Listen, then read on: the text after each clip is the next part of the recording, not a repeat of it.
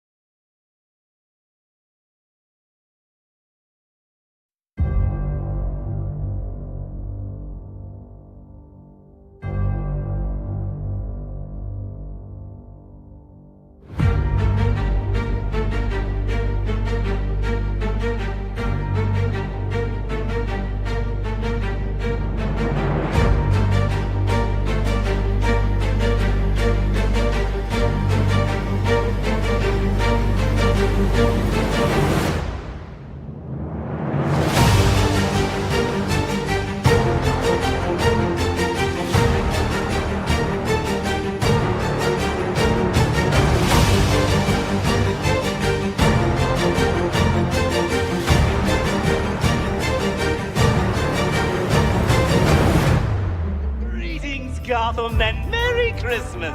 I hope you're watching Batman. This one's for you.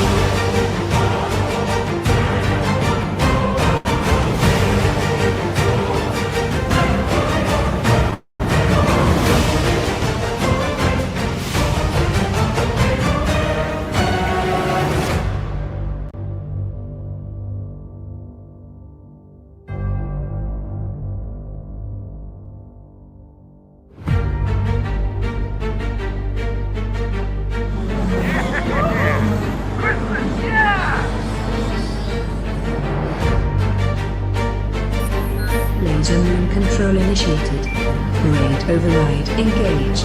What the hell was that?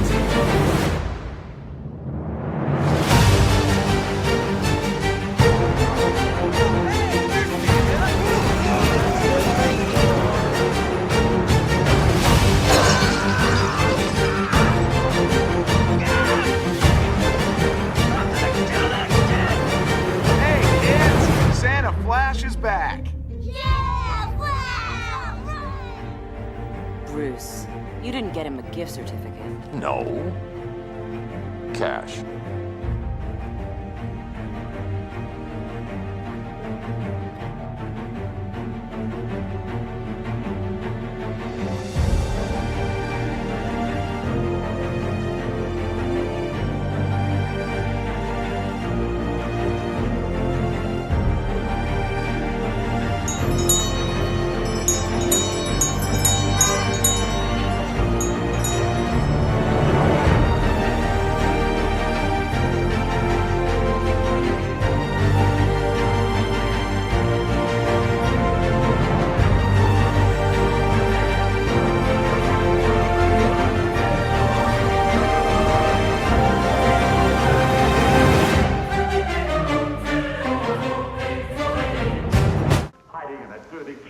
Yeah, can I help you? Yes, we're looking for the legendary Kevin Bacon. We're looking for the legendary Kevin Bacon. I just said that, Drax.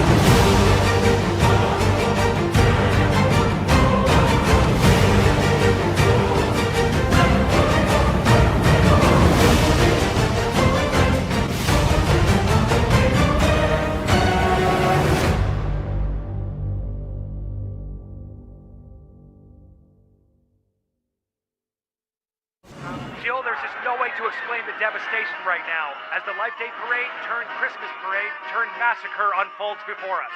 Both Life Day and Christmas have been ruined forever by... Data! Hologram! Now!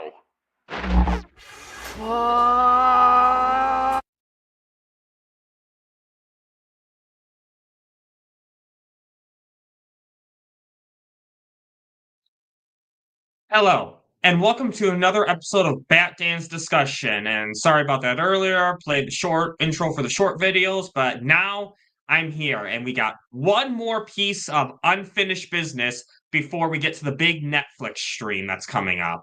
Because you know I gotta talk about that, but you may remember last year, ZodWriter and I reviewed Five Nights at Freddy's, or not last year, 2 years ago, ZodWriter and I reviewed Five Nights at Freddy's on Halloween Day, mind you. And now, during Crime at Christmas time, we're here to review Five Nights at Freddy's 2, and oh boy, we got a lot to talk about on this one, because, I don't know, I have some interesting thoughts on this one. We'll see what ZodWriter has to say, and yes, he is here this time. He had a bit of an internet connection last time, but he's here today, so please welcome as I bring on ZodWriter. How are you, man? Oh man, I'm doing really good. I'm happy and glad to be here.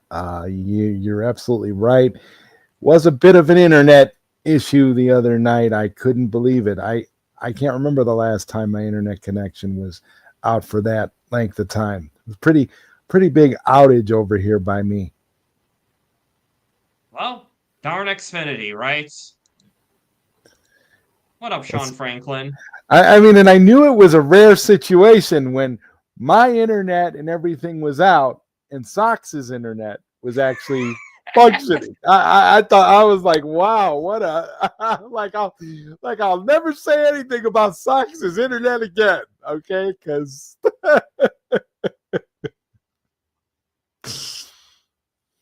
Yep, yes. that was funny. In fact, no, when I told Sox later on that it was an internet issues, he said that you pulled a Sox.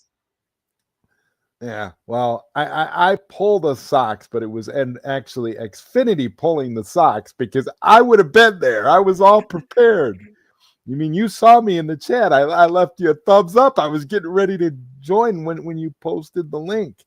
So you know, it totally floored me. It was something I did not expect. So I couldn't do anything. So I barely got any sleep last night because I've been like working overtime on, you know, my major project. And I was just like, you know, I was like scrambling because I've given myself the official deadline of this week to finish it all up, get it all done so that, you know, I don't have to worry about it and I can kind of ease into the new year. So that's what I'm trying to do. I'm really glad you said that because here, I swear I hate StreamYard sometimes. But anyways, One Punch Man Cinematic Universe. The first movie comes out on Pi Day. And what do I mean by Pi Day? Well, Zod, in terms of math, what's the equation of pi? What are the first few digits of pi? Bro, I don't know. I'm not a math guy. You're gonna have to 3.14. Okay. So Pi Day is 3/14. March 14th. I wanted see here's the thing, Bat Dan. I wanted to put it out on and do that, you know, do the stream and stuff. I wanted to do it on March the 10th because that's my birthday. So I wanted to put it out on the 10th, but my birthday's in the middle of the week. So I was like, I can't put it out on the 10th because I don't know that I'll necessarily be able to get everybody, you know, I figured if I launch it on a Saturday night, I'll have a better chance of getting more people that'll number one want to participate and watch it, as well as, you know, actually, you know, cast members to join the stream with me, you know, to watch it and to talk about it and that kind of stuff. So all of that stuff I was factoring in when I came up with the date. So I was like, well, I can't make it on my birthday, so I'll make it that weekend, so that way at least it's, you know, in the ballpark. Okay, that makes sense. But still, though, I'm really excited to see the movie, though. in March, and I'll make sure to have some pie while Yeah, watching it. yeah, you'll have some pie, and you know you're gonna see it. You're gonna see. You are definitely gonna see it. You know, you'll see it with me. We'll watch it together in person, and we'll see it before. You'll see it before. You know, like I said, the release date is March 14th, but that's for the internet.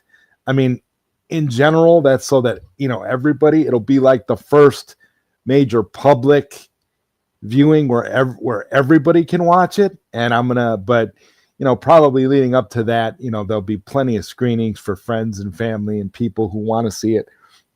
Because like I said, the goal I'm placing for myself is this week to have it completely done. I'm doing, you know, the finishing touches on some of the ending stuff and some of the things that I wanted that I didn't quite have before that I have now. So I'm really excited. Things are actually going very, very well for me with this movie. I only hit one snag that I would consider to be a major snag. There is a significant character in the movie whose voice I was using a different voice for that character, and for some reason that voice for that character is no longer available. That voice has been removed.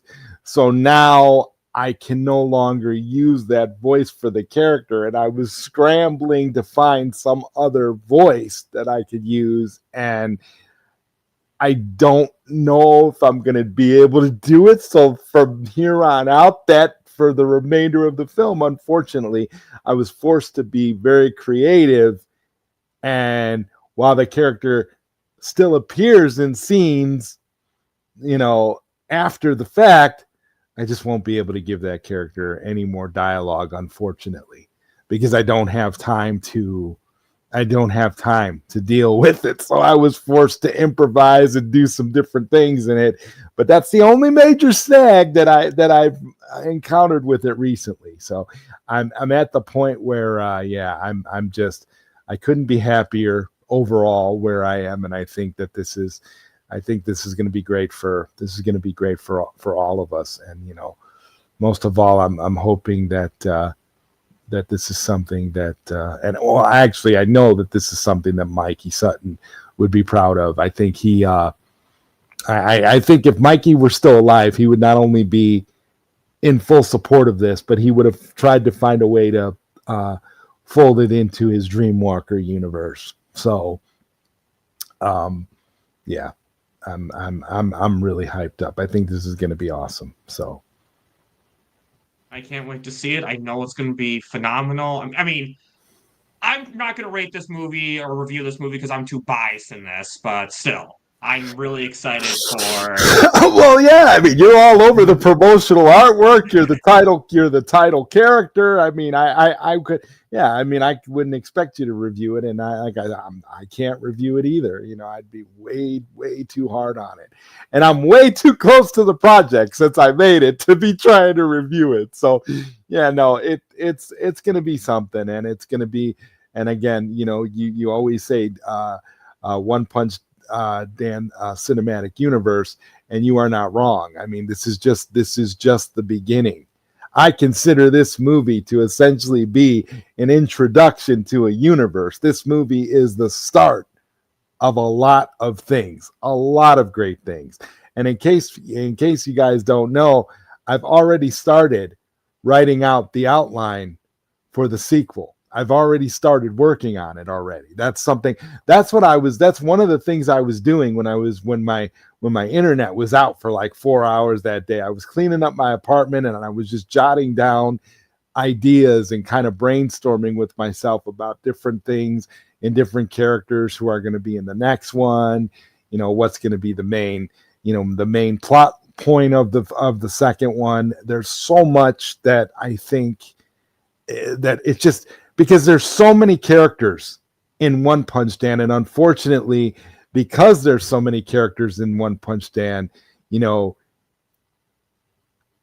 a lot of characters are just sort of have very limited screen time because their characters are just kind of introduced because there's not enough time for the movie to cram everybody in there for everybody to have like major events in one particular story. So it's pretty remarkable. I mean, I would say, all things considered, I'm surprised at how well it all flows together with the amount of characters that are in it. So that's in it. So and for people that were asking me about the runtime, I'm pleased to report that the runtime of the movie looks like the final runtime of the movie looks as though it's going to be just a little bit over about an hour.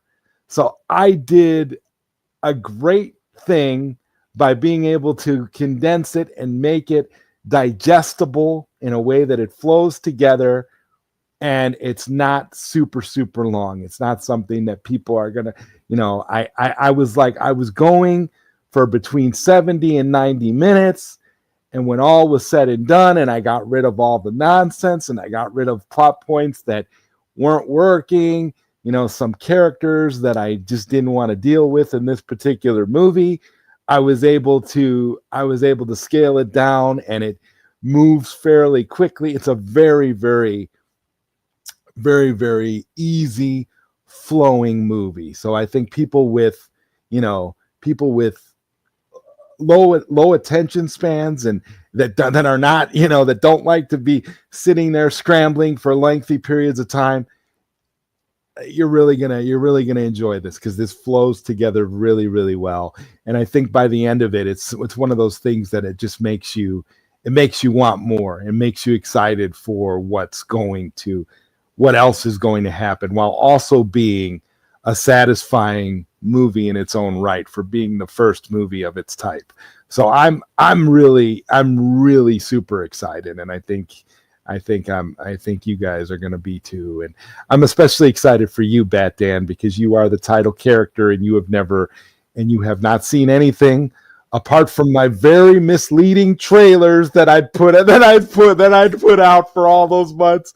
And this is really and I also want to address one other thing too, Bat Dan, and that is the trailer question. I had said a while back that I was going to release one more final trailer before the movie comes out. I'm not doing that, okay? The movie is going to come out and speak for itself. I am not going to release another trailer. I've got enough trailers. If you want to watch trailers, I've got a whole playlist full of One Punch Dan trailers you guys can watch. And when it comes to like the physical media, the DVDs, the Blu-rays, and the 4Ks, when I finally do get the 4K and the physical media situation straightened out, because that's a whole other bag of worms. But once I get that straightened out, all of those trailers and little music videos and things will be included as like special features, bonus features on the physical media for the movie. So I just don't feel any incentive to like cut together a trailer. Plus, I don't have the time at this point. I just want to get the movie done completely, this week, and have it all done so that the holidays can be just nice and easy for me, where I can just settle in. And I might burn it to a disc and bring it to my parents' house for the holidays, so that everybody can watch it, because I don't want to, but we'll see. I haven't quite decided exactly what all's going to happen with that, but this is a really, really exciting time. And I feel, so the last thing I'll say about this, Bat Dan, is just thank you, man. Thank you for being, such a good friend. Thank you for trusting me and allowing me to turn you into a superhero. I'm so excited about this that I don't know what to say. I've actually got goosebumps talking about it right now. I'm so excited because I can't wait for you to see what I have in store. Anytime, man. I'm really excited to see this movie. It's going to be a great movie. And I will continue to promote this movie on this channel. So, guys, Pi Day is I'm sorry to clarify, March 14th, 2026 will be the day that this premieres to the public, so be on the lookout for that. And now on to some FNAF 2. But one thing I want to show real quick is, since it's crime at Christmas time, I wanted to show a little of a cosplayer I saw at the mall 2 years ago. So, God, I swear to God, I hate these StreamYard features. It's like, you have to like set it so that StreamYard leaves the banner up. So basically, it's crime at Christmas time right now, so it's Christmas time. 2 years ago from today, I was doing the exact same, I was Christmas shopping, because it was, you know, you have to buy presents for the family and whatnot. And at the mall, I saw a cosplayer. And I thought, and it was a Christmas cosplayer for Five Nights at Freddy's, and given the review right now and the time we're reviewing it, I thought now would be the perfect time to show this off. So actually, I'm going to remove this banner right now real quick. But here it is. So this is me at the mall with this cosplayer, and you see it's Freddy. He has a Santa hat on, and you can't see it really that well in this picture, but he's actually wrapped around Christmas lights too. God, you don't look any different, Batman. Oh, thank you. This looks like it was taken yesterday. Yeah, nope, this was 2 years ago, so I'm glad that I still look good after I look younger still. Yeah, you look exactly the same. No difference. That's why I was like, well, gee, did you take that last week or? Yeah. No. It's very convincing.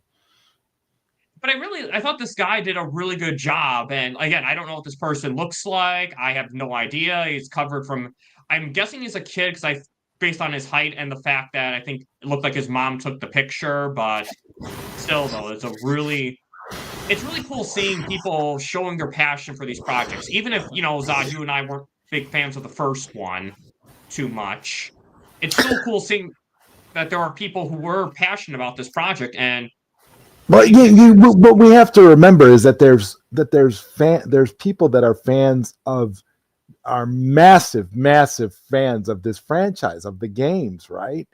And yes.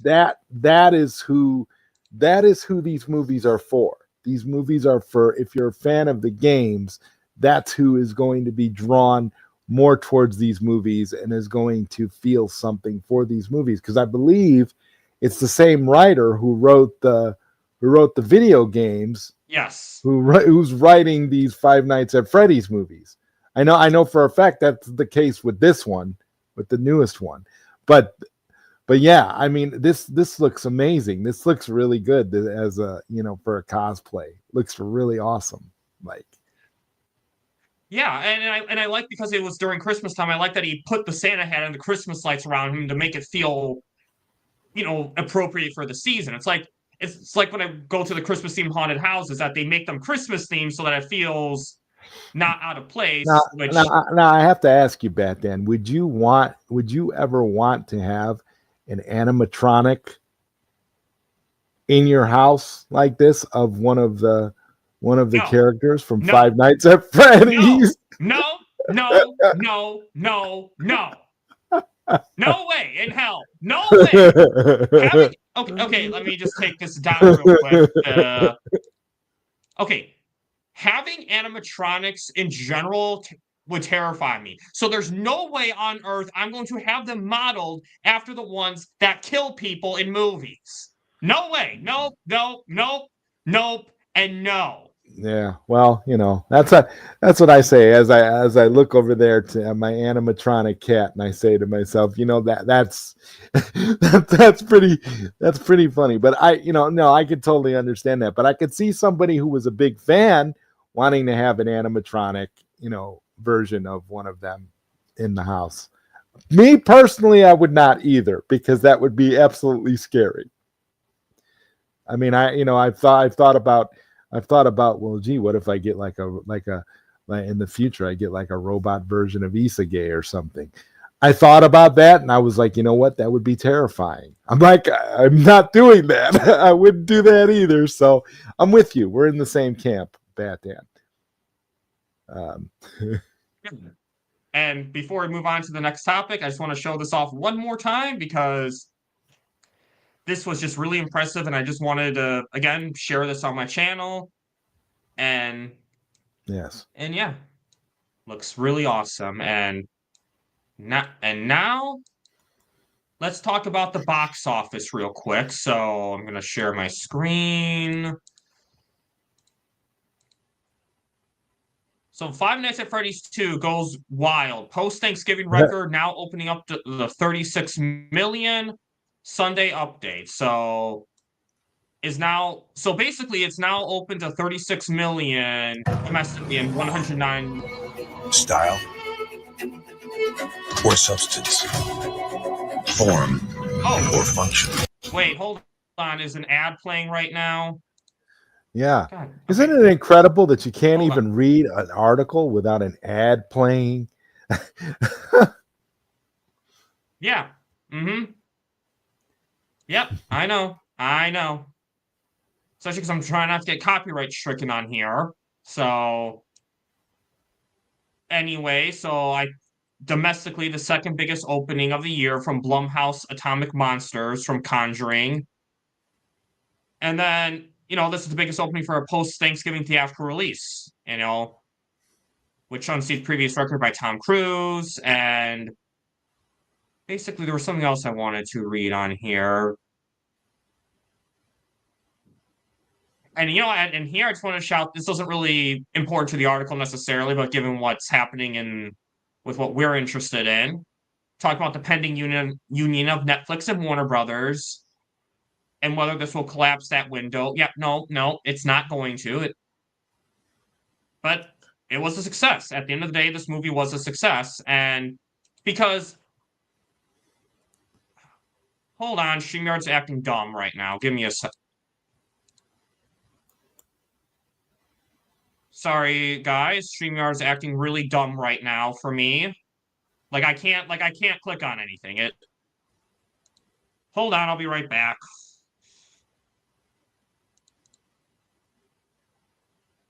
Technical difficulties, folks. It happens to the best of us. Yeah.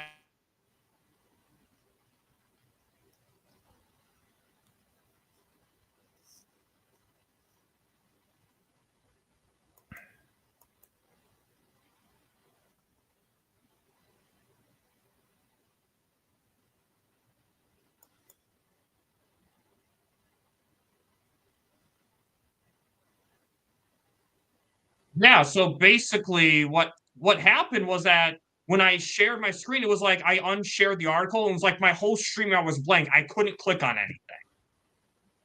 Well, the moral of that story is you have to stop sharing those articles, Bat Dan. Shame on you.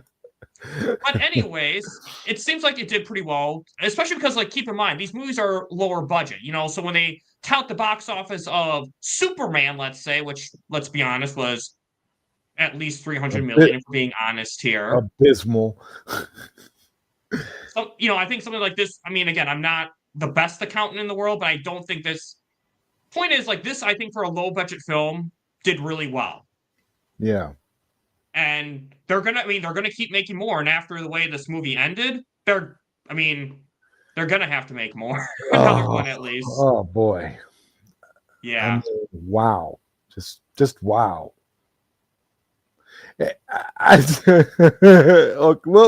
talk about that when we get there because I have a reaction. So I'm just like, yeah.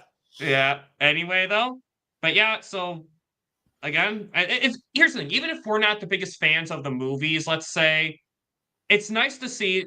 I never want to take something away from people who are fans of it. And the thing is, there is a fan base of this, and I'm happy for them. I'm happy that they're getting this success. And now we're going to get on to our thoughts on this movie. So now spoiler warnings, guys. Spoiler warning in 5, 4, 3, 2, 1. Mike breaks up with Vanessa and hates her at the end of the movie for some odd reason, which we'll talk about that reason in the end, which doesn't really make sense to me. But now the opening. What was your thoughts on the opening of this movie? That started off kind of slow. Yeah, I feel like the first opening, you saw what... It's funny, because in the first movie, I thought the opening was one of the best parts of the movie. Because it's what you're supposed to see from the games. trying to escape the animatronics, trying to not get caught by the animatronics. This one, I understand how to set up an exposition, but I did like the fact that it started in like 1982, and they kind of tried to, emulate, the atmosphere of what it would have been like back then, in the,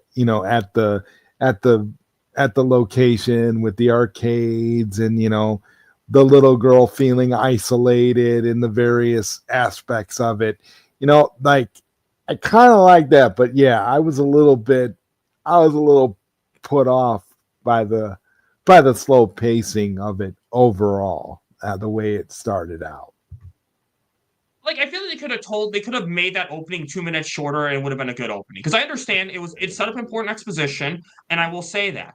But one thing that and this is kind of a theme through the movie, why is every adult an asshole? I mean, seriously, like, I'm looking at this opening, this girl's clearly in trouble right now. Typical horror movies. Yeah, typical horror film of that genre. I mean, if you've been watching horror movies as long as I have, that's what it is. It's always the adults that you cannot rely on for anything, because they are just completely tone deaf to the fact that real horrors are actually occurring to these children or teenagers or whatever. It doesn't matter.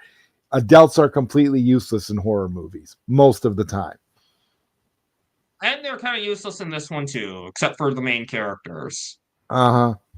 And one of Mike's friends, who I thought was very useful at the end. But we'll get into that a little bit later. But point is, opening was okay. It's set up important exposition, but it could have been paced a little bit better. And I mean, I'll be honest. In general, I do think I did like this one better than I liked the last one. But the opening of the last one was better than this one. I can totally agree with that. Totally.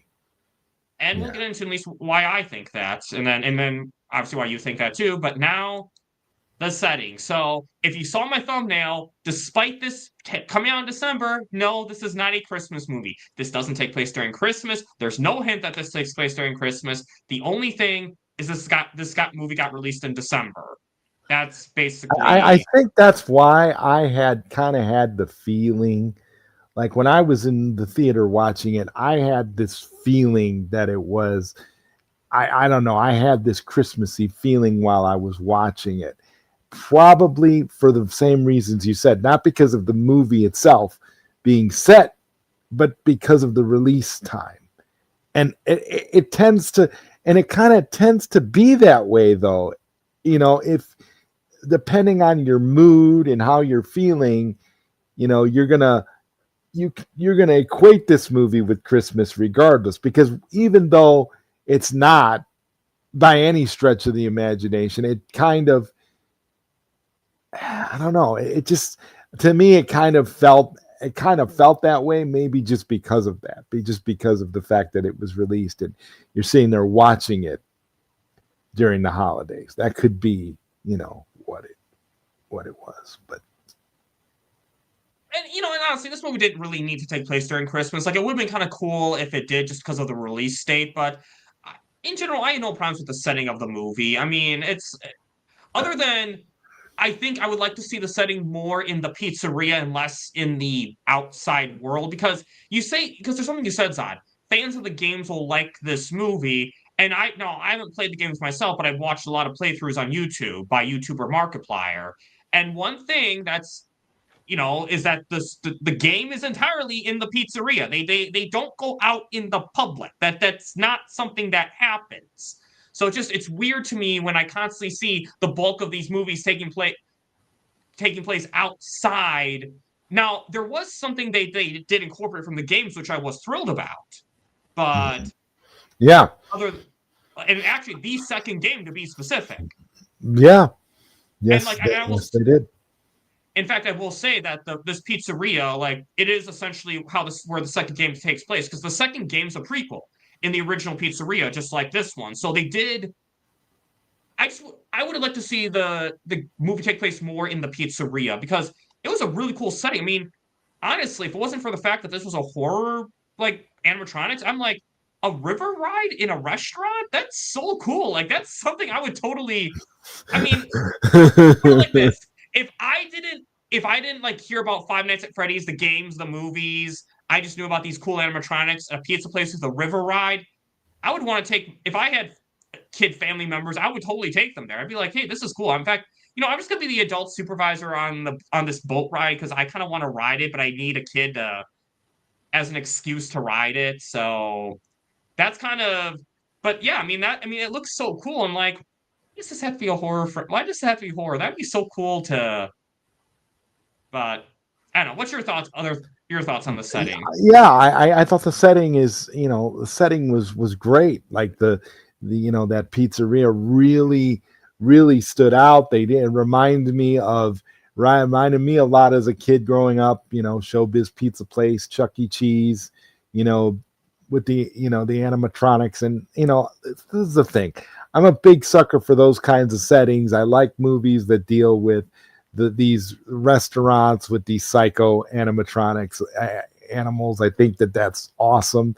But I just, and like you said, the river ride, that was really neat. There were a lot of really cool elements and aspects of that original pizzeria. Like I don't think that at least in the first movie, they didn't have anything like that.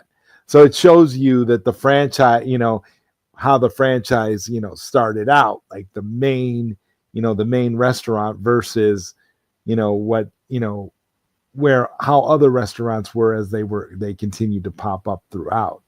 But this was kind of nice to go back to the original restaurant where all the crazy stuff started. And, so I give them top-notch marks for the setting, for how it all, the location. And I'm with you. I think another movie would do wise to take place entirely in the restaurant. That would be amazing. 100%, 100%, and it would give the franchise the vibe that it needs to. And I will say, I do feel like there was some criticism of the last one that they did kind of listen to in this one, and hopefully the third one can be even better. Like the story, for example, because I don't remember exactly what we said about this, but we were kind of questioning how their aunt dies and there's a dead body in their room, and Mike's just kind of how they address that. At least again, this is what we said in the review, but here in this one, no, she didn't die. She just got knocked out by them, and now she's gone some killer, or not. She's on like a rant about these killer animatronics that no one believes her. But it felt like what they did is they heard the criticism of, okay, are they going to explain Mike has a dead body in his house to, oh, there wasn't a dead body in his house after all. See, guys? Right. Look. Right. That was a retconning. Okay. They can't hide it. It was done after the fact. She was dead, but they decided, because of all the backlash and because they weren't smart enough in terms of how to write themselves out of it, they decided, well, you know what? You guys are all wrong. She isn't dead. That to me, it was the biggest fake out I've ever seen. I'm like, yeah, you didn't fool anybody with that one. I don't know who you think you're cranking here, but we know better. That the aunt in the first movie was dead, 100%. I don't remember a whole lot from the first movie because of the way it was, but I do remember very much that aunt was dead. That much it stood out, and I remembered it, and that's when it's like, what are we doing here? How is this even possible? It almost made me think they were trying to make it seem like this movie was set in a separate timeline, because it was like, how did you do that? How did you? I don't know. But way to clean up after yourself, writers. That was interesting. I do have to give them some credit because I actually rewatched the first movie before watching this one, and I will say, when we see the aunt, there is no blood, so I do have to give them some credit. You don't see any blood, so it's not okay. It's not completely impossible that she survived. It seemed like it was definitely implied that she died, though, but it wasn't completely improbable that she implausible that she survived. But yeah, I definitely agree though that this was definitely them fix. And hey, if you want to fix a plot hole from a previous movie, you know what? Fine. And you can even admit you did that. I would give them some credit, but I do think it did play well for the story. It did give them it did set up the important narrative of keep a reason for this franchise, or for, like, when I say this franchise, I mean like Freddy's in that universe to be thriving, to be popular. And it's a clever setting. It's like, have the animatronics walk through Freddy, like this Freddy Fazbear's festival, because no one's gonna blink an eye. They're gonna say, "Ooh, cool costume," which I do think it set up the story well. So I give them that. It just, again, I just don't like the animatronics being outside. That's my only issue. Because in general, I think this is a better story than the last one. Yeah. Because like, the animatronics are actually a threat. It feels like, hey, don't go near the animatronics. We're not building forts with these guys. That's not happening. Like, these are ones like, no, if you get caught by these animatronics, you're dead. Like, they're and I like that was. But I also prefer the idea of keeping the animatronics in the pizzeria, because to me, you can only suspend your disbelief so far. You're going to expect them to be walking around in the real world. It becomes a little bit harder to digest. So I'm with you there too.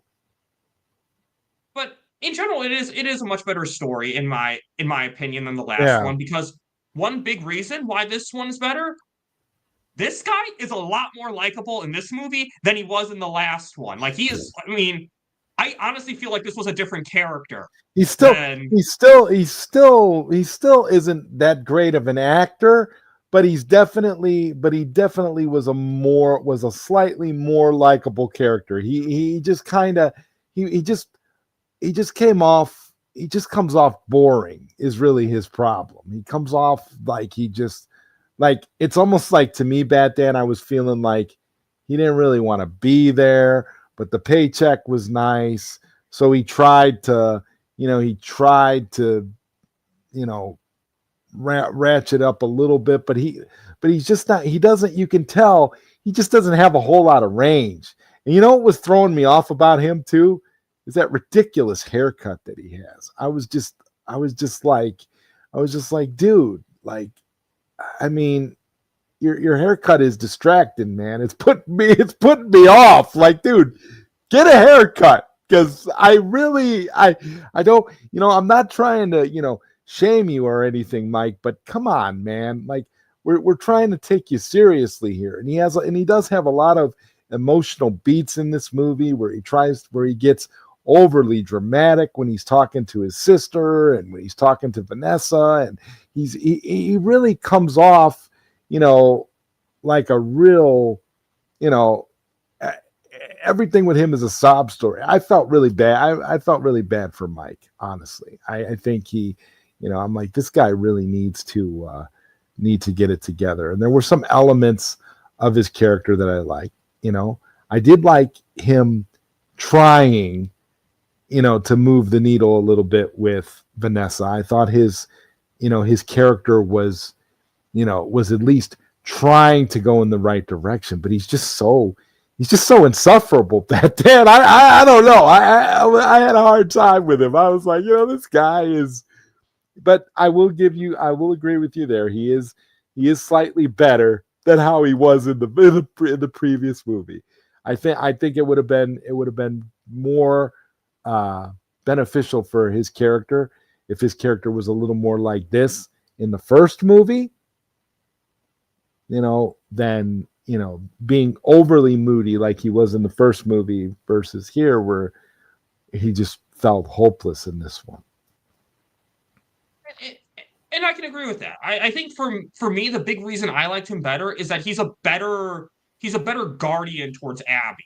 Because in the first one, it's like, I swear to God, like, I'm like, you're sleeping on the job, you're putting Abby in danger. And in this one, he actually feels like Abby's guardian. He feels like a brother who is a guardian. A lot more in this one. Like, you still have that brother-sister dynamic because they're brother and sister. What I didn't like about him is he's not telling, but the thing is, what I didn't like was he knows how Abby was how she was feeling towards the animatronics and how it was depressing her. And yet he still didn't feel like he still couldn't bring it to tell her the truth about the animatronics, which is what I feel like he should have did. Because if he really wanted to protect her, he needs to be honest with her, because, you know, letting her think A, B, C, D, whatever. Oh, don't worry, I'm going to fix them. I'm going to fix these machines. I'm going to fix the animatronics, and you're going to have your friends, and you're going to be able to talk to them. Number one, I wouldn't want my sister anywhere near those scary, creepy freaking things. Not for a minute. So Mike should have just been honest, because that would have, negated, I think, a lot of it. I think you would have, a lot of the stuff that Abby goes through later on, could have been avoided too, if Mike would have been a little bit more honest and responsible towards his sister. But I do agree that he had a little more, seemed to have more protective tendencies. Like, I don't think that he would deliberately put her in danger, like he did in the other movie. Like in the other movie, he didn't care. Like she could do everything, and like you said, he was happy sleeping on the job. Abby, who's that? It's like, give me a break. But we got to remember, at that time he was more obsessed with another family member. He had another family member on his mind in the movie, more in the first movie, more so than Abby, and that's why Abby was suffering. So, yeah. Yeah. And, and again, we had our rants about that one in that movie, but I was just glad he grew. You realized, I failed Garrett, but it doesn't mean I have to, but it's too late now. I don't have to fail other family members. Let's not fail Gabby too now. Like, let's figure this out. Like, but the only person he did fail into this movie is Vanessa. Vanessa's trying to tell him something in the first movie, and you're clearly on good terms with her if she's like just allowed to walk in your house without knocking. Like, just let her finish her damn sentence, and then you can tell her no. But but she's clearly trying to tell you something important, and you're not listening to her. Yeah, he's close enough to her. She doesn't even need a key. She can just walk in at any time. The relationship. Yeah, I have a lot, man. I'm sorry, Bad Dan. Go ahead. I'm that whole relationship just baffles me, man. Just, oh my God, I have so many problems with that relationship.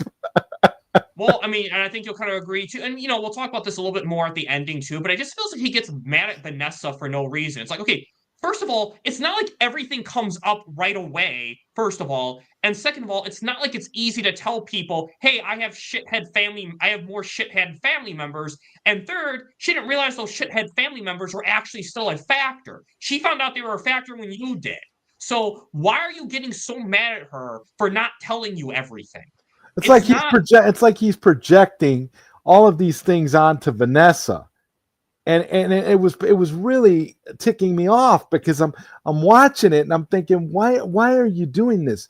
You have had a lot of problems. You and her both have baggage, and she's trying to tell you something. You're not listening to her, and he was just being, at that point, he was just being an a-hole, and all he was thinking about was his own emotions. And like at that, like Batman, that one point in the movie where he's telling her, oh, I'm just trying to move on. I'm just trying to move forward. And then that one line where he says, I'm trying to fix you. Remember that line where he's like, I'm trying to fix you? That got me so upset, because I'm like, he's the last person in the world punching out people in malls. He's the last person in the world who should be talking about fixing anybody. I was like, are you kidding me? If anything, Vanessa was more of a help towards Abby, and actually more of a help towards Mike than Mike ever was throughout the course of both movies. So I was just like, I'm listening to him and I'm thinking to myself, this is ridiculous. If I was Abby, I'd want to get picked up by Child and Family Services because I'd have a better life if I got adopted. That's what I would be thinking. Get me the hell away from Mike. Wow. Yeah. It was, especially because, to me, Vanessa has been nothing but loyal in this movie. I mean, she tried to save Abby, and she's working through her own baggage. I mean, I like the struggle that you see her going through. She's trying to adapt to real life, going on taking spin classes, and it makes. But it feels like Abby's one. Abby. I mean, Vanessa is one of those friends, one of those female friends that you want to have. You know, Vanessa is you know, she is good. She is 100% like, she doesn't have the perfect life, and she definitely has a lot of baggage, but she is at least making an effort, and she's not trying to just project everything onto other people, like Mike is doing. Yeah, exactly. And she put, she was watching out for Abby, doing everything she can to protect Abby, and clearly just trying to run away from her past, because she just has shitty family members, but that doesn't make her a shitty person. And it just, and she's trying her best. But I like seeing scenes where she's hallucinating her father and actually pulls out the gun and shoots them. I mean, maybe you shouldn't be carrying around a gun until you're actually getting better help, but I mean, and for people who don't remember, she is a police officer, so she has like more clearance to take guns in places that regular people can't take guns in. Right. They really didn't focus on that too much in the second movie, though. It's kind of like, in the second movie, you could easily forget that she was a police officer. Which is funny, because then if you see her take out that gun, it's like, you might be if you forget that she's a police officer, you're like, wait, why is she allowed to take a gun to a spin class? She should be arrested for that. I mean, not necessarily arrested, but she probably should be, like, taken to get mental help because she, held a gun at someone. I don't think prison. I do think that's a mental health situation, but it's still something that needs to be addressed. But, yeah. But I do, again, she was the one, she was saving those people from the animatronics. She was saving Abby. She was probably the most useful person in this movie and got treated like garbage. Yep. So I couldn't agree more. And then I was seething. I'm sitting there watching this movie, and I was getting so mad. I felt like I knew these people. Like, I was getting so upset, mad that I'm like, this is ridiculous. Yeah. Yeah, I know. I mean, the only probably character who wasn't frustrating, or a character who I think was a lot better in this movie too, was Abby. Because oh, yeah. But I feel like with Abby, though, I will say this. It felt like it was less correcting a mistake and more of character development for her, because in the last movie, she struggled a lot more socially. I mean, it's still there in this movie, but she seems to be able to, I'm trying to say this, like she's able to function. She's a lot more high functioning in this movie. I feel like, than the last movie. Like, the way she's like teasing Mike like a little sister about his date/not date with Vanessa, the way she's able to make friends, she feels a lot more like and it feels like, and again, that happens with kids. Like, the older you get, if you have like certain symptoms or whatever, when you're older, a lot of times these symptoms go away. And I'm going to just assume this movie takes place about 2 years later, given the release date. So it makes, and for a kid, going from 9 to 11, you can change a lot in those 2 years. It's not like us, like 2 years is nothing. We're basically the same people. But for someone like Abby, that's a night and day difference. Yeah. She really evolved, and I love the way she had all those other kids wrapped around her finger when she was telling her stories, and like, it was really cool, and it was really refreshing to see her kind of stand out the way she did. I mean, obviously she still went through all of her all of the crazy stuff that they put that poor kid through in this movie. But she was, but she was cool, and she at least, was able to, able to make it work for her in some areas with the other kids, which was nice to see. Yeah, exactly. And it was nice, again, seeing her develop as a person. And the only thing I felt that was kind of weird when she's talking about the animatronics, she seems to have this special bond with Chica, especially. And I don't know where that came from. Because in the last movie, she seemed to be close to them all pretty equally. She didn't seem to have like a favorite or a close animatronic. But when she was saying Chica and the others, I'm like, this is called Freddy's. Why? When did she get some special relationship with Chica? Yeah, now all of a sudden it's Five Nights at Chica's. I mean, I didn't understand. I was really, really baffled by that myself, Bat Dan, and I don't know if that has something to do with the lore of the video game. Abby's not in the lore of the video games at all. Like, okay.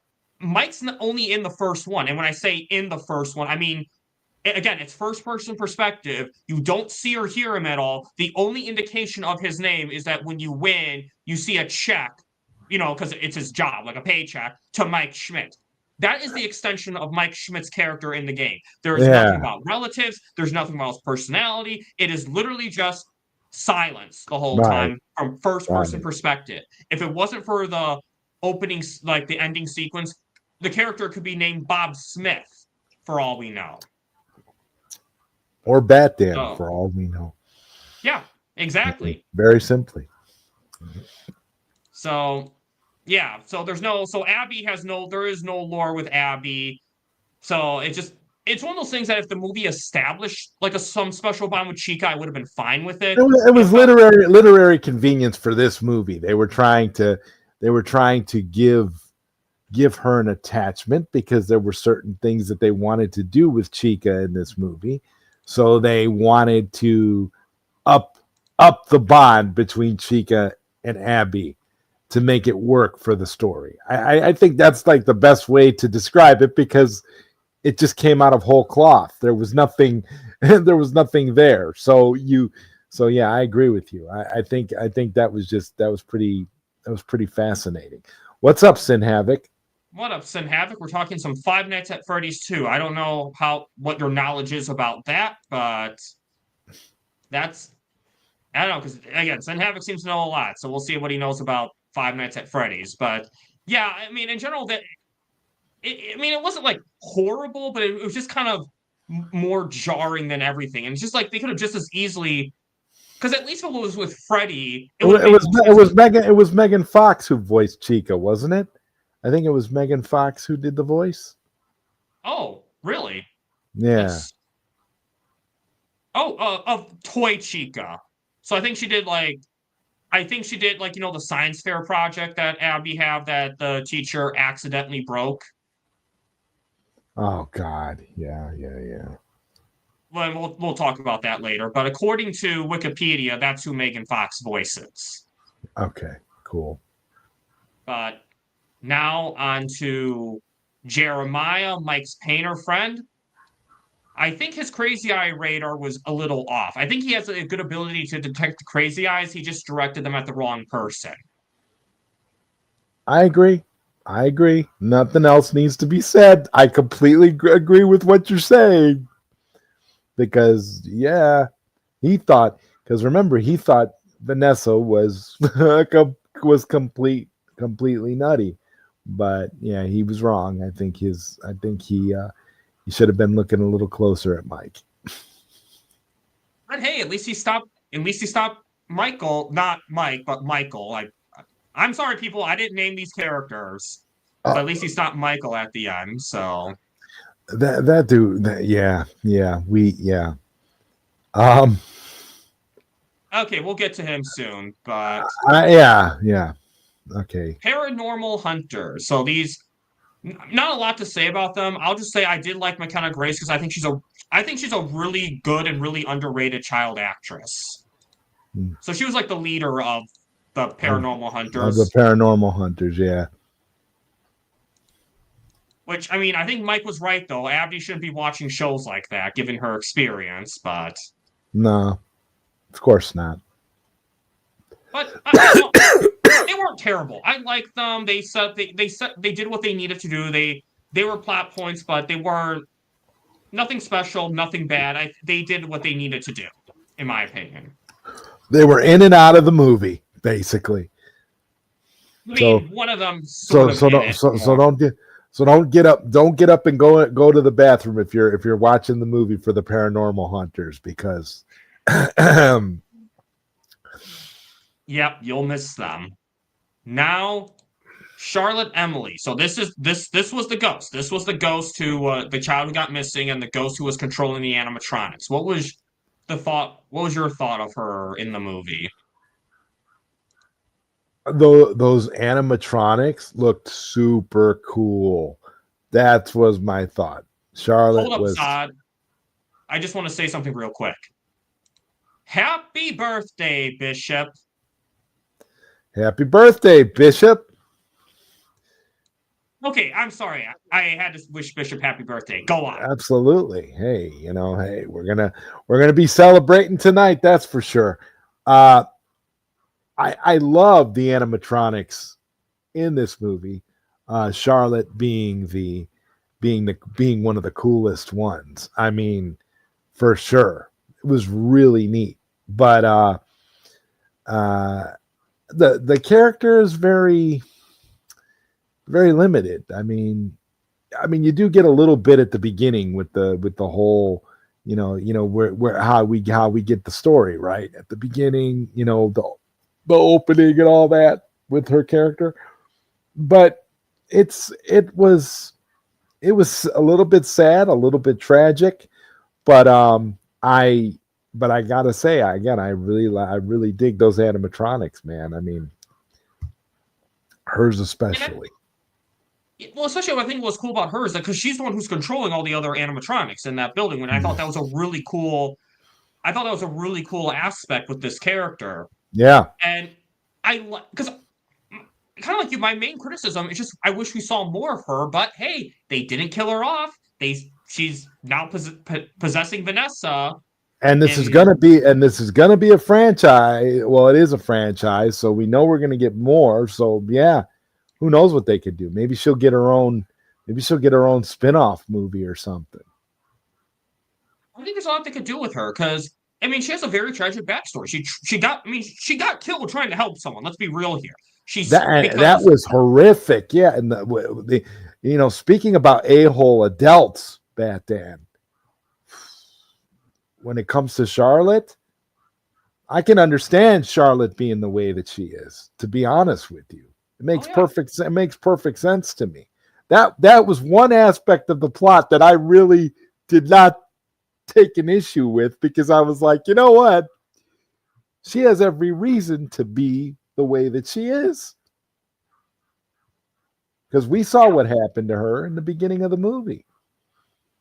So. She would have been alive if an adult just listened to her. Exactly.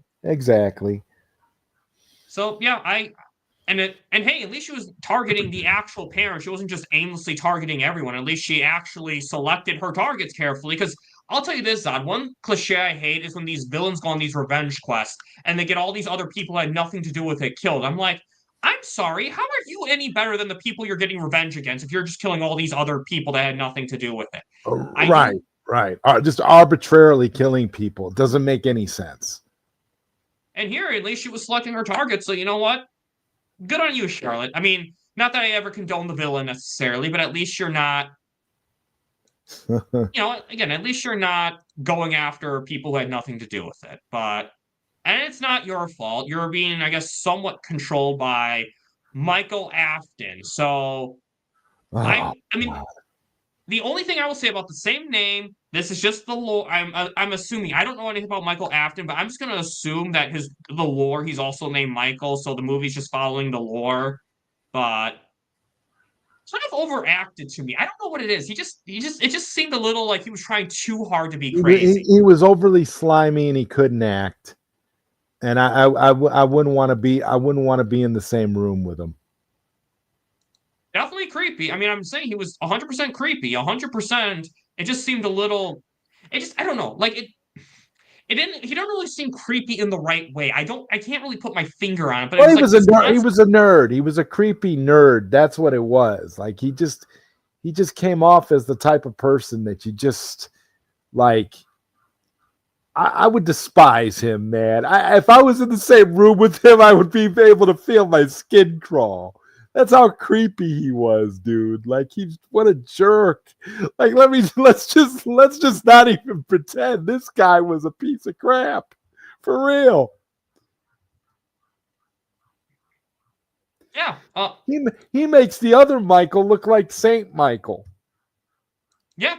Yeah, 100%. I mean, as flawed as Mike is, okay, Michael, by comparison, is like the freaking Antichrist.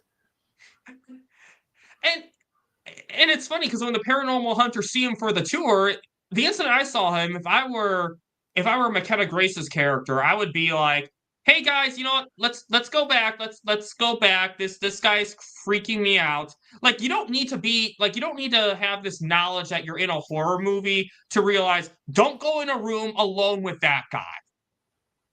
Right. He was like I guess he was like made to be hated, right? For real. Like Yeah. I guess that's the whole point. So I guess in a way, Batman, he did do his job because I definitely hated the character. I mean, yeah. Yep. And don't worry, guys. We're gonna talk about. I am gonna do a stream on the Netflix stuff soon, guys. Don't worry. That is coming up. But right now I have this last piece of unfinished business first. And now we don't see this guy a lot, mostly as hallucinations. But William Afton, I do not like this guy's acting. He's another one who just overacts to me. I felt this in the first movie. That's like his shtick. In every movie he's in, that actor, he overdoes it. Not just in this movie, in every movie he's in, bro. It's like it's just a thing with this particular actor. So you are 1000% right. It's just the thing with this dude. He was like that in the Scream movies. I've never seen the Scream movies. Well, I recommend you at least watch the first two. And I will, just not now because it's Christmas time. And Sin Havoc, I will be ready when I do my next stream, but not on this one. Unless it's Five Nights at Freddy's related, because then I'll get us too off topic. But what's funny, Zod? When I was rewatching remember how when we did our last review, I didn't realize that William Afton was the career counselor? Mm-hmm.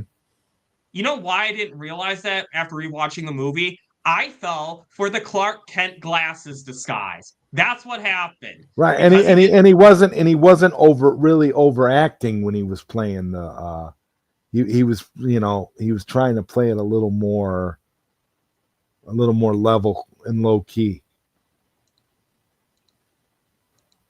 Oh yeah, I know Sin Havoc. I know Batdan homework. But I feel like in this one though, with the hallucinations, it felt very over the top. I don't know, just certain. Always, yeah, mm-hmm. Yeah. You know what? Screw the Scream movies. We got to get Batman to watch the Nightmare on Elm Street movies. I still can't believe that he has not seen the Nightmare on Elm Street movies. Those were prerequisites for me growing up. I mean, come on, man. Those movies are incredible, even by today's standards. But he'll get there, Sin Havoc. I intend to groom Batman in that way.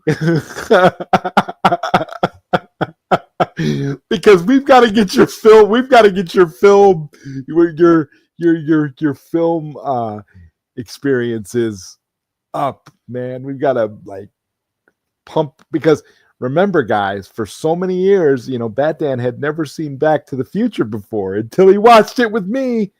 You see, that's what we got to do. Batman is, we definitely got to get him.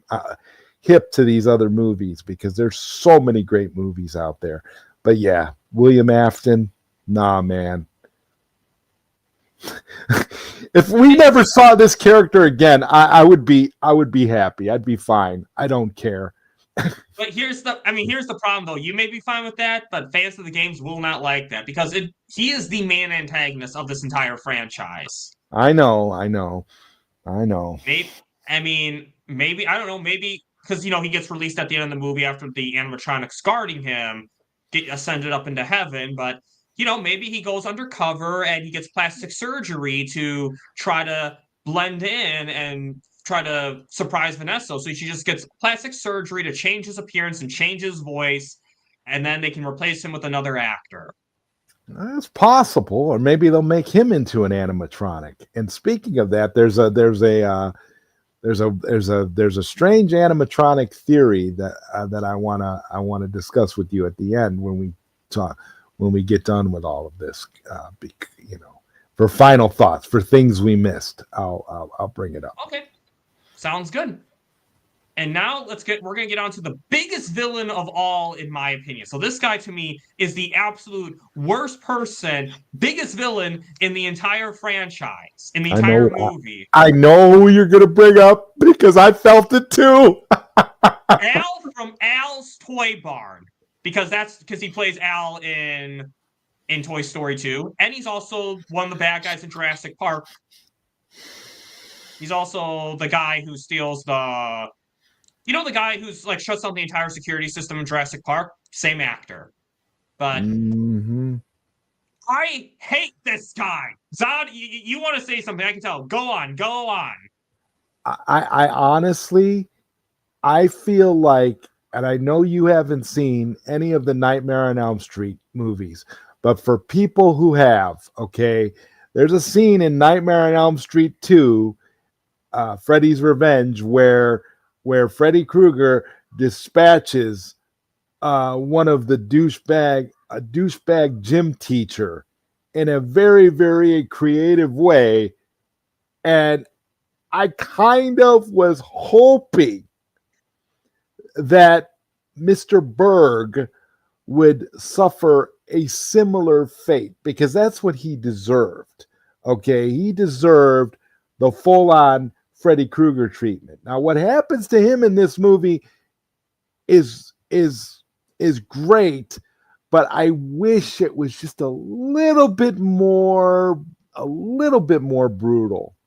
And I know that's going to sound sadistic because it is pretty brutal what happens to him. But I kind of, this is why I kind of wish these movies would dig in a little bit and not be afraid to be R-rated movies. I know they're trying to I know they want to keep the franchise, but there's the Banana Splits movie, there's the Willy's Wonderland. There's been a lot of R-rated killer animatronic movies that have been very, very good and have done great creative things. And if Five Nights at Freddy's went there, I think Five Nights at Freddy's would blow up and be even bigger than it is. But this guy, this science teacher, obsessed with the smell of his own farts, I guess. People like this, convince me that humanity needs a reboot, honestly, because when I see things like this, it's like you don't even, I mean, how much more despicable could you be? The way he treated Abby in this movie was just unforgivable, and he deserved everything he got. And that's my view on Mr. Berg. I actually did like Charlotte, the cleverness of Charlotte's killing him with him, because I liked her lines. I like her dialogue, and she's like, let's see what's in there. Oh, nothing. I did like that. I wanted us to see her literally. I wanted to see the gore. I wanted to see like the head just like freaking his brains going all over the little office. I wanted to see freaking like speckles of brain matter. I mean, I was all about that, man. I was like, this is crazy. This guy's gotta go. Well, it's like when he handed Abby his project at the science fair, I knew he was gonna accidentally break it. I knew that was gonna happen. Butterfingers. Oh, I'm so sorry. And when he said what he said, I was like, dude, how could you be like that? Like, what are you doing? Like, how is that even? As a science teacher, you should want as many students as possible to have a passion for this stuff.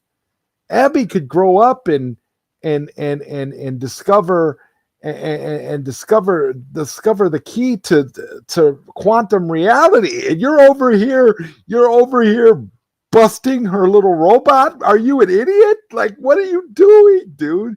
Abby's pretty smart. Abby could grow up to be this brilliant scientist, and you have this idiot here who has no.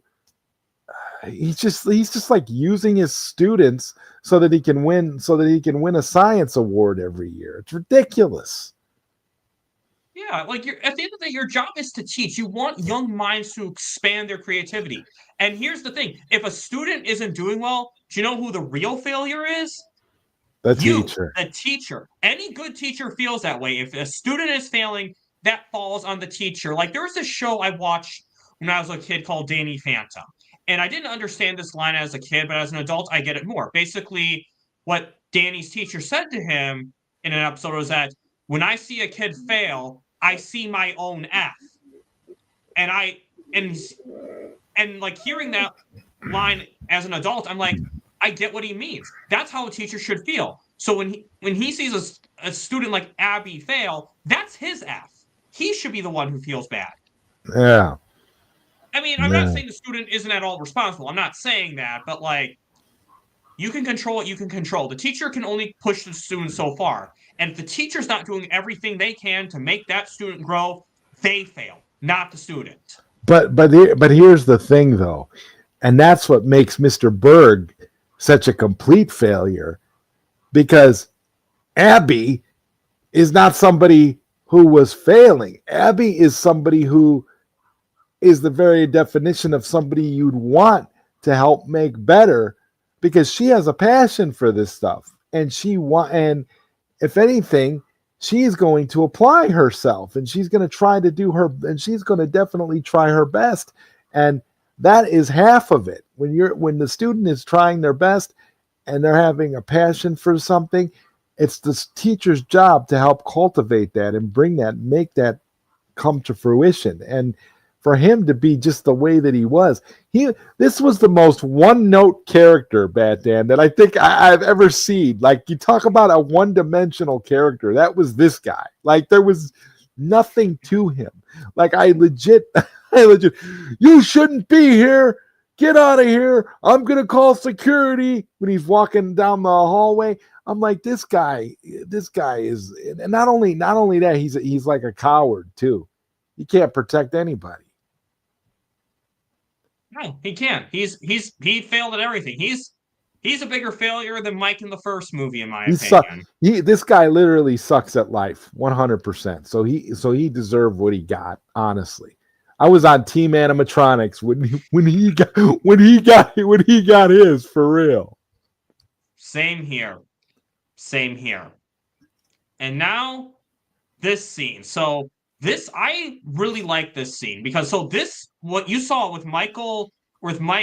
Sorry, I actually have to differentiate Mike and Michael here. But with Mike, when he saw the face mask, when he's putting on that face mask and there's no door in the office, that is the second game. So the second game takes place in the office, in that original pizzeria. There is an unlimited power supply, but there is no door. And so Mike has to put on the mask, or not Mike, sorry, the player has to put on the mask to hide from the other animatronics. So they think he's an animatronic. But the one animatronic in the game who doesn't fall for it ever, guess who it was, Zod? Oh. Foxy. Mm-hmm. Because as you noticed in this movie, Foxy was the one who didn't fall for it. In the game, you have to shine a light at him because he doesn't like the bright light. That's how in the game you get rid of Foxy. But with the other players, that's what you do. Like what you saw Mike doing, that is the second game. Down to the last detail of him shining that light and seeing like a blip of an animatronic, that was in the game. And that's what the first movie missed. I want to see something like that in the movies, because that's what the games are. The games are hiding from the animatronics in some room. Sometimes they're free roam games, but in general, you're hiding from the animatronics. And this game captured the game perfectly. Yep. And I loved seeing that, because that's what the first movie was missing. And I felt like they heard that criticism and they're like, okay, fine. We're gonna put a scene like that in the movie. I would like to see more of that, but still, I thought that was really cool. I guess, Zod, what was your thoughts on seeing that? Yeah, I like that. I thought that was good. I thought that was, a step in the right direction. I mean, you want, the thing is, if you're just a average, moviegoer, and you're jumping into these movies blindly, and you don't know the lore or any of the stuff that's going on in the games, you have no familiarity with the games whatsoever. These movies might be a little bit, difficult to appreciate. And when you see things like this, at least this was kind of like, this is the kind of thing that you do to keep your fan base happy. It's kind of like us with the whole Snyderverse, right? Like you're giving us, when you gave us Zack Snyder's Justice League, there were things in Zack Snyder's Justice League where it's giving us what we wanted as fans, giving us things that we always wanted to see, giving us that confrontation between Batman and the Joker, and giving us something that we've always wanted to see, that's going to keep us satiated and keep us talking and keep us hungry for more. And this was kind of that, in that kind of vein, because if you're a fan of the games, this is something that you're going to recognize instantly, and you're going to give the filmmakers a lot of credit for this. I mean, because let's not beat around the bush here. This movie is getting torched online by critics and people that don't know anything about the lore. They're tearing this movie up. I think this movie is like ranking even lower than the first one, and it shouldn't, which I don't really agree with, because I actually enjoyed this movie a lot more. But this is where we are, and I think little things like this are what's going to keep their base coming back to them as more movies continue to be made. Because if this franchise continues to make money, it's things like this they're going to have to keep dialing in on to be able to keep your fan base happy. And when you keep your fan base happy, you keep making money. So that scene was definitely wonderful to see. And I can tell you, when I saw that in theaters, from when he was first seeing the mask to I was just gonna say that. Yes. You were gonna say there was cheering in the theater. There was cheering. There were kids in the theater, babies, like yelling at the screen. Bat Dan. And yelling in a good way or a bad way? In a good way. Excited. What up, Rosaline? I don't think I've seen you here before. Welcome to the channel. But yeah, so I like when they do Easter eggs like that, but it makes sense. It's something Mike would have to do, because when Vanessa left him alone in that pizzeria, I'm thinking, there is no way this is a good idea, leaving Mike alone in there. There's no way that was, but yeah, so I thought that was a really good scene. And another scene I really liked, believe it or not, was the final fight. So as much as I criticized the last movie for the animatronics being friendly with Abby and building forts with them and all that, as much as that was a criticism, one thing I don't like to do with sequels is I don't like to fault them for showing continuity with the previous movies. Like, if there's an issue I have with something in general, I blame the first movie on that. And since the animatronics, they already established they're friendly with Abby, they care about Abby, I thought that was really clever of Mike to go in there and be like, Abby's in danger.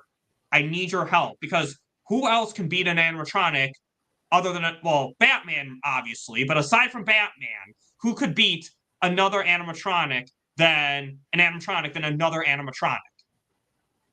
Yeah, like that's a good point. And when I heard Foxy from the first movie going, no, no, no, no, no, as they're about to attack Abby and then taking down the other animatronics, I was like, hell yeah. The idea, the notion of the prototypes, okay, the notion of the prototypes coming in and defending Abby was a really cool idea. Like, that was really neat, because that showed you that those were the real cast of characters. Those were the real heroes, the old timers, right? And you know, I agree. The marionette was really scary, really creepy. I agree with that comment as well. But yes, it was something. It was something else. It was like, it was kind of unexpected. Like, I didn't really think that they were going to do that. I actually thought they were going to be evil too. And something else too, Bat Dan. When Mike put the mask over his face to hide from the other animatronics. Do you remember that? Yeah. Where he is that something? I can't remember if that's like something from the games too that you can do. Where, yeah, that's the second game. That's exactly what happens in the second game. You put the mask on. Yeah. So that's yeah. Because everyone but Foxy falls for that, and some other animatronic, I think, too. Yeah. Mm-hmm. But yeah, but in this final fight, and then seeing, it was nice seeing the ghost children ascend up to heaven. That was really nice. I mean, even if it, made William Afton get released, at least those children can rest in peace now, because it's the afterlife. They want it. You want. I mean, to say this the most politically correct way possible. If you believe in the afterlife, you want a good afterlife. Like, that's something I think we can all agree on. So I'm glad to see that the ghosts are getting that, and they're no longer trapped in these animatronics, because especially they're kids. And in terms of ghost lore, like, yeah, you don't physically age as a ghost, but you age as a ghost too. So they could still be having these kid brains trapped for centuries, for years. But I will say this too, Zod. As much as we give Mike shit, that was a clever play by Mike. Like, that was good thinking by Mike. So I have to give him credit for that one. Yeah. But one thing that was not clever, or what thing I did not like with Mike at all, was the ending. Here's the thing. When I saw the marionette / Charlotte possess Vanessa, I thought we were going to have like a whole third act ahead of us. When I saw those credits, I'm like, it's over? That's the ending? Like, did they just, I told you this movie was quick, and the ending was brutal. Like, I know it's a cliffhanger to sub for the next movie, but it just felt like there was meant to be I felt like there was meant to be a third act that they just scrapped. They're like, let's just cut this out. We'll just end it right here. Right. It was like the filmmakers just got sick of it, and we're like, you know what? I'm tired of this. Let's just end this so we can move on with our lives. That's what it felt like to me. Yeah, and again, it's not just because it's a cliffhanger ending. There's ways to do cliffhanger endings for it to feel like an ending to a movie. Right. You would think it would have been a little more. It would have been a little more polished, even though it's a cliffhanger ending. You would think there would have been a little more meat to it. Yeah, it's like if you were watching if you would watch episodes of like The Walking Dead, and it ends on some weird. It ends on some weird thing with a zombie, putting somebody's neck in their mouth, and it just ends right there. It's like a weird thing, but they're going to survive to next week. Well, like, here is a third movie guaranteed. I mean, I think it is. I think obviously they're planning to do multiple films. They have a lot of ideas, but for me to end the movie like that shows a lot of confidence. It really does. It shows a lot of confidence on the part of the filmmakers to just say, all right, guys, you know what? It's Miller time. I hope everybody enjoyed themselves. We're gonna have tacos tonight. It's over. It's a wrap. Like I'm really like I don't know. Okay, guys, I have some bad news for you. One Punch Man will have to be delayed now because ZodWriter will have to remove Sin Havoc from One Punch Man. So, sorry, guys, but okay, I'll give you one spoiler for One Punch Dan Sin Havoc. One Punch Dan and Sin Havoc don't interact at all in the One Punch Dan movie. Not once. Okay, then. So I'm just gonna put that out there. You guys have no interactions whatsoever. So that's but yeah, with this ending, and then I saw the post credits scene, and then I saw like the recording at the end by Charlotte's father, and whatever. I mean, basically, the mid credits scene, they took William Afton as being taken by the cleanup crew or whatever, because they don't realize that it's a person in there.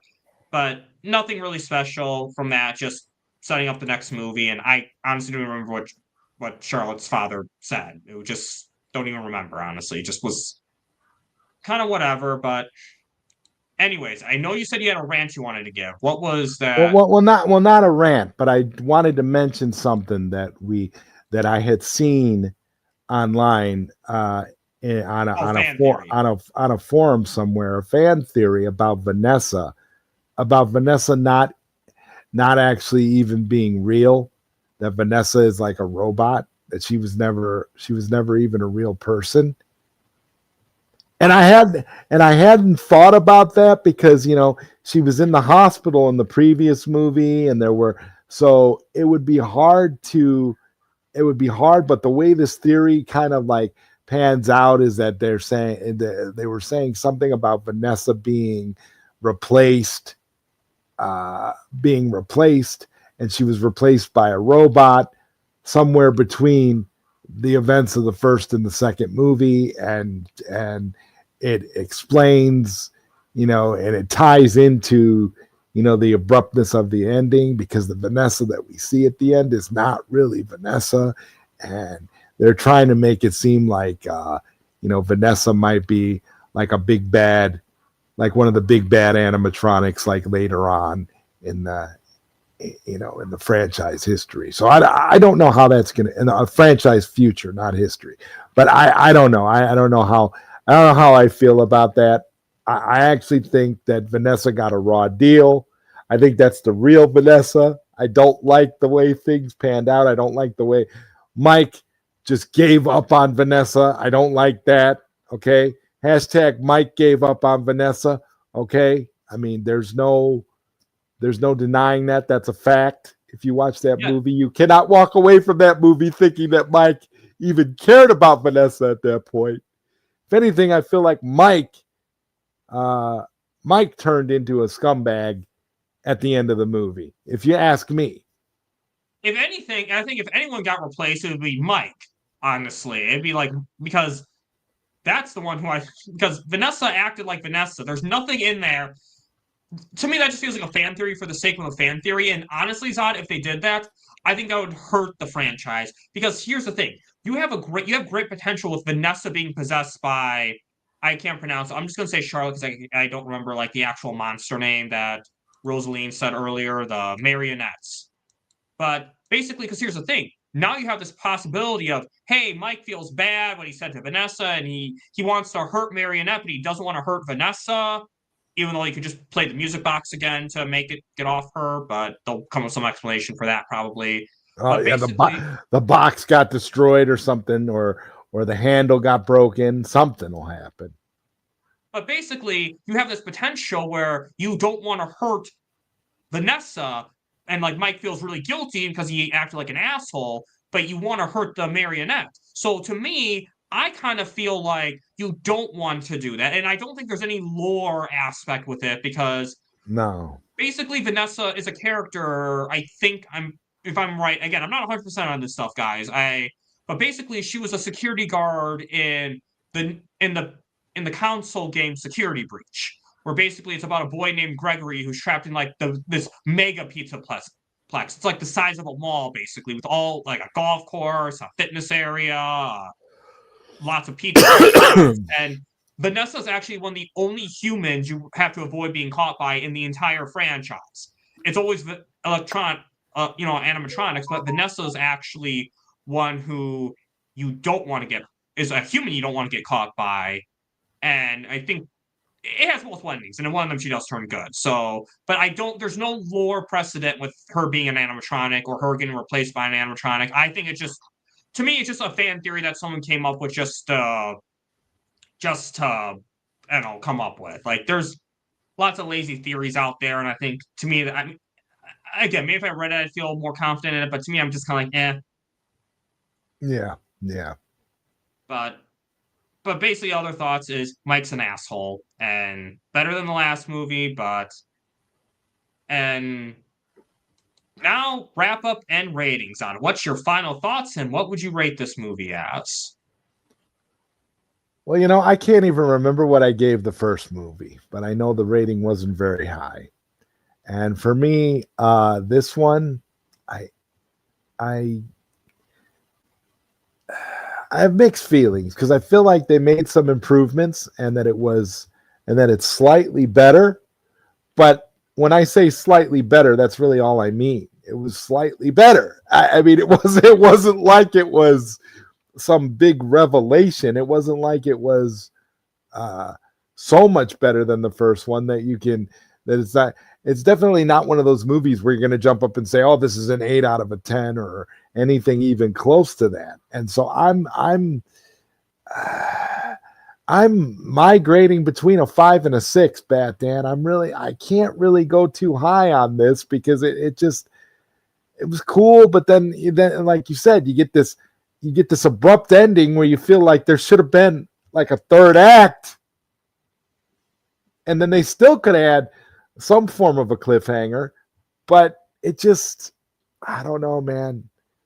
I guess you know what? It's Christmas. I guess I'll give it a 6. And I'm kind of in the same boat because it's like how we said with Superman, how we had an issue that there was no first act, and this one there's no third act, and it's kind of that same. Like, I would like this. If it wasn't for the abrupt ending, I would probably put it in that 7 range, but because of the abrupt ending, I take it that it loses a whole point to me. So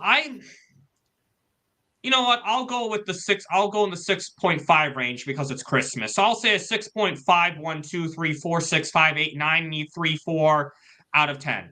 I think that's higher than I rated the last one, but it's better than the last one, but there's still a lot more left to be desired, and I think there is potential. I think they just need to listen to the criticisms more, have it take place in the complex. Stop having them in the outside world. That's not where this franchise is supposed to take place. Take place in the context. And okay, Sin Havoc, you gave No Way Home a -10. So I don't know what I can say about you. But yeah, point is, there's a lot left to be desired. And Universal, if by any chance someone involved in the franchise is watching, please have the next one take place in one of the actual buildings the majority of the time. Please. They could learn a lot from the Nicolas Cage animatronic movie Willy's Wonderland, because Willy's Wonderland took place entirely at the location where all the stuff goes down, and it was wonderful. And that's how the movie should be, for real. Willy's Wonderland is more faithful to Five Nights at Freddy's than Five Nights at Freddy's is. I don't get it. But yes, I agree. I think, and again, I was being generous with my review. I could have been really, I'm with Sin Havoc. I could have been really, really scathing on this one, and I could have given it a 3. But I was being generous, and I said, and I'm saying 6 because, they made some effort. They made some effort with this one, but. Wow, Sin Havoc, man. Wow. Okay. Anyways, I think overall, though, my favorite part about seeing these movies is getting to review them with ZodWriter. So yes, we will fun. continue to review these movies as they come out because I enjoy the review. Like the thing Garbage is, in, garbage out. We enjoy the process. That's for sure. Here's the thing too. I can enjoy a movie and even if it's not good. Like I enjoyed the movie. Like don't get me wrong, I enjoyed it. I was entertained. I just think there's a lot left to be desired is all. Right. I agree with you. Yep. 100%. And I don't have a problem watching. There's a lot of really good bad movies out there that people can enjoy. That's not, even a debate, but for me, I just, I do. I enjoy watching these movies with you because it's fun to talk about it and to not feel like you got completely ripped off. I mean, as long as you were entertained, that's all that matters in the end, regardless of what your final rating is here, By the way, Sin Havoc, when you do hashtags, you can't put apostrophes in them because it breaks up the hashtag. You have to leave out apostrophes. And you can't put hyphens either. Like, that's why, anyway, which you did at that time. But, okay. Point is, this, we had a good time with it, but there's a lot left to be desired.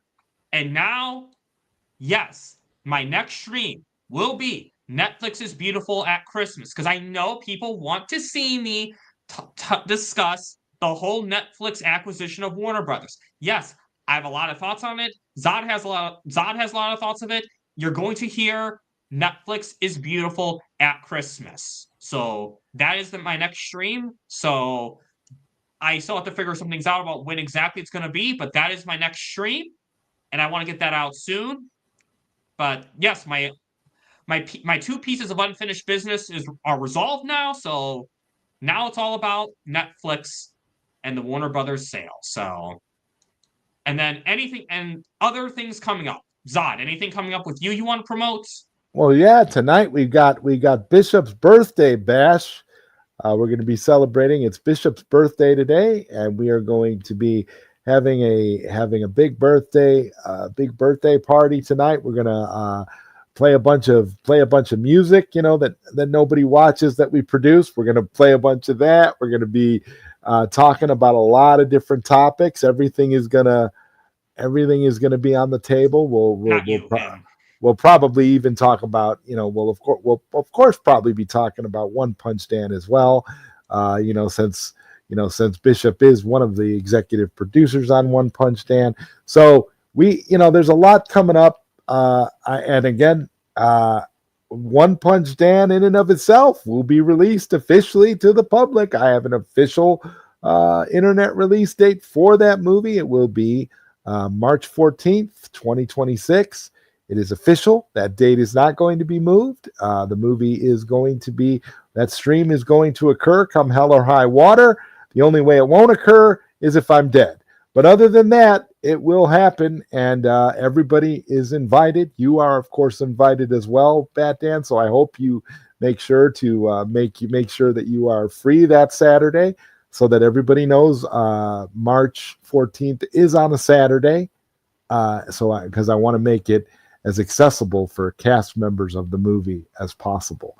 So that's really the thing, man. Other than that, this week I am putting my nose to the grindstone to get this damn thing completed, completely finished. Like I said, my goal is to have it done by the end of the week, so that I can just kind of coast into the holidays without having to think about it at all. So that's my goal. That's where we are, and I'm just super excited. So if you want to hear more about One Punch Dan, and if you do like the music that we make, check out Bishop's birthday bash tonight at 7 p.m. Central Time, and you'll get some more stuff.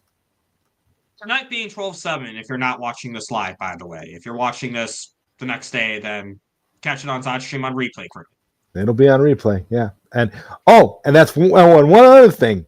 Here's the thing about that One Punch Dan world premiere live stream that I'm doing on March 14th. Once that live stream airs, okay, there's a caveat now, okay, because this movie, I'm doing some special things with this movie. So the caveat is, You're going to want to see that live. It is must see. You're going to want to see it live because after it airs, you are not going to get the opportunity to see it again unless you are a member of my channel. So that's the other thing. It's going to be a members only stream. Not members only when it's live, but members only after it airs. So just putting that out there for people. I'm sincerely, I'm super excited, and I can't wait for everybody to see it. But March 14th of next year, mark your calendar. For real, mark your calendar. I cannot wait. And thank you, Zod, for coming on to talk this movie with me. And for me, other than Netflix is Beautiful at Christmas, I have some other Christmas watch-alongs I have planned that are also engaging with Netflix. So, sorry, Sin Havoc, more crime at Christmas time on this channel, whether you like it or not. So, be on the lookout for that. And guys, if you like this video, please like, share, subscribe, hit the notification bell for more unique takes and interesting thoughts and great discussions such as these. And on that note, any final words, ZodWriter? Pow pow! Have a bat-tastic day.